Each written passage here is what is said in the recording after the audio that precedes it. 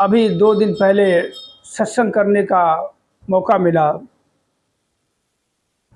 और सत्संग के साथ ही एक खुशी ऐसी मिली।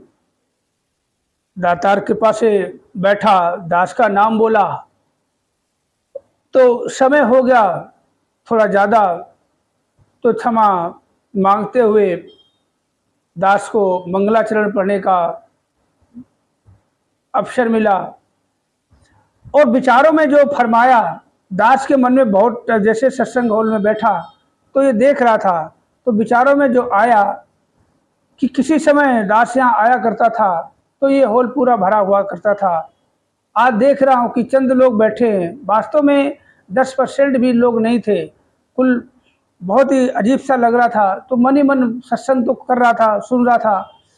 बार बार विचार मन में यही आ रहा था कि लोगों के मन में ये कैसी धारणाएं हैं कि लोग क्या सोचते हैं, सत्संग को यार क्या समझते। दुनिया में हर चीज़ बड़ी आसानी से मिल जाती है, हर एक चीज़ आसानी से मिल जाती है। अगर आपको भूख लगी तो रोटी बहुत आसानी से मिल जाती है, किसी घर चले जाओ तो खाना पीना नाश्ता हो जाता है, घर जाओ मिल जाता है। हर चीज़ दुनिया में बहुत ही आसानी से मिल जाती है। कि सत्संग नहीं मिलता है। आपने देखा होगा कि सत्संग, आप 100 घरों में जाओगे, 100 घर में से बहुत से 7 से 8% आपको मिलेंगे। मगर अगर हम पूरी दुनिया की बात करें तो भी 10% लोग ही मिलेंगे, क्योंकि ये चीज बहुत ही दुर्लभ है। कि कहते हैं कि बड़े भाग मानुष तन पावा, सुर दुर्लभ सब ग्रंथे गावा। बड़े भागों से ये मनुष्य शरीर मिलता है और उससे भी भाग सके, बड़े भागों से सत्संग भी मिलता, हर किसी को हासिल नहीं होता।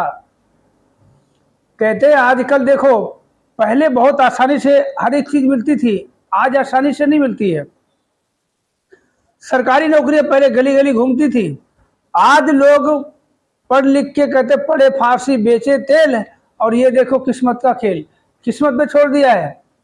आज के टाइम पे लोग इतने परेशान होकर लाखों खर्च करने के बाद भी सरकारी नौकरी नहीं मिलती है।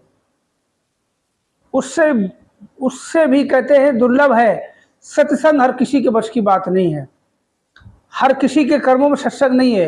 अरे हम तो कहते जिसके हिस्से में सत्संग आया वो दुनिया का सबसे अमीर इंसान है।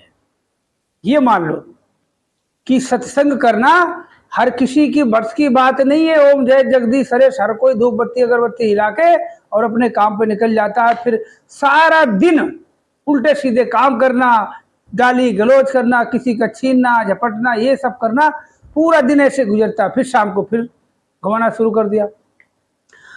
सत्संग की उससे बात कर, अरे छोड़ना यार। तो जिसको भी सत्संग मिला है, जिसको सत्संग मिला है, सद्गुरु मिला है, ये समझ लो वो भाग्यशाली नहीं सौभाग्यशाली होता है। सौभाग्यशाली से भी ऊपर जो है वो होता है वास्तव में। इसलिए कहते हैं कि सत्संग की कदर कर लो।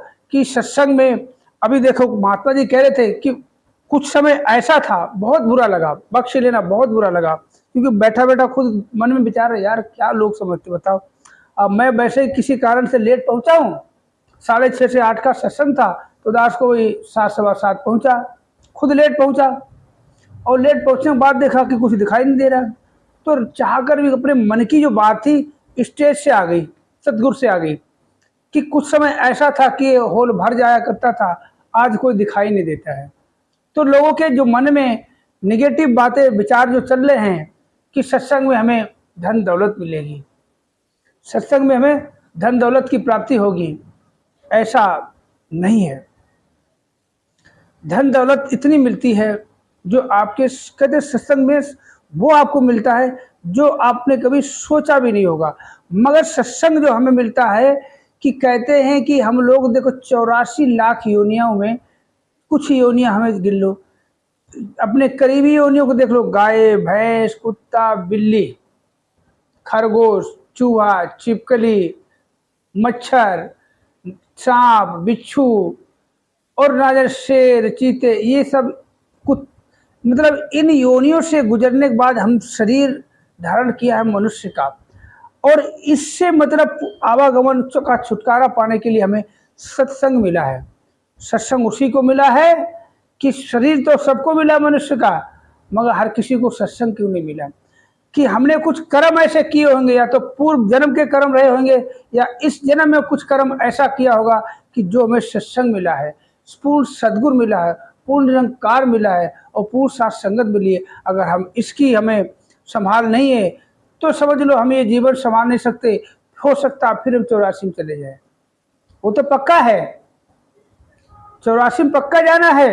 अगर हम सत्संग को सत्संग नहीं समझेंगे, ये नहीं समझेंगे कि दुनिया में एक, ऐसा समझ लो कि दुनिया में एक मेरे से बड़ा अमीर कोई है नहीं, मेरे से बड़ा पैसे वाला कोई नहीं है, धनपति कोई नहीं, कि राम रतन धन पायो, इतना बड़ा धन जिसको मिल गया उससे बड़ा धनपति दुनिया में कोई हो ही नहीं सकता। अगर आप ये समझ लो, देखो ये दौलत जो कहते हैं कि दुनिया की जितनी दौलत है, घर है, जब जैसे टाटा बिरला अंबानी देख लो, हमारे जो पूजनीय मान लो, सराहनीय मान लो, आदरणीय मान लो, मतलब बहुत अच्छे इंसान थे रतन टाटा जी, जो अब इस दुनिया में नहीं है। पूरी दुनिया में उनका नाम है, बिजनेस है, मगर वो गए तो अकेले गए, क्या साथ लेके गए? कुछ लेके नहीं गए, यही का यही रहेगा, बस उनका नाम रह गया है। और कहते हैं कि नामी के साथ जुड़ जाओगे